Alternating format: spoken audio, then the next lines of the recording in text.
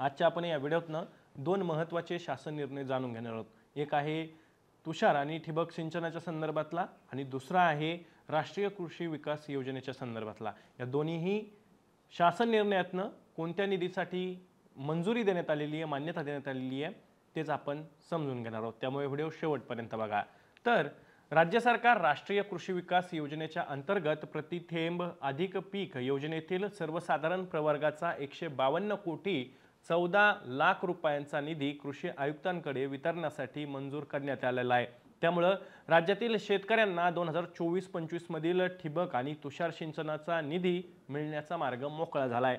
राज्य सरकारने या संदर्भातील शासन निर्णय शुक्रवारी म्हणजेच 21 मार्च रोजी प्रसिद्ध केला आहे।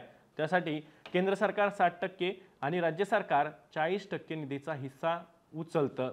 त्यानुसार 16 मे 2024 च्या शासन निर्णयानुसार सूक्ष्म सिंचन घटकासाठी 667 कोटी 50 लाख रुपयांच्या निधीला प्रशासकीय मान्यता देण्यात आली होती। या योजनेसाठी केंद्र सरकारचा 407 कोटी रुपयांचा हिस्सा होता, तर राज्य सरकारचा 271 कोटी 33 लाख रुपयांचा हिस्सा। यामधील 152 कोटी 14 लाख रुपयांचा निधी सर्वसाधारण प्रवर्गातील लाभार्थी शेतकऱ्यांना वितरित करण्यासाठी राज्य सरकारने मान्यता दिली आहे।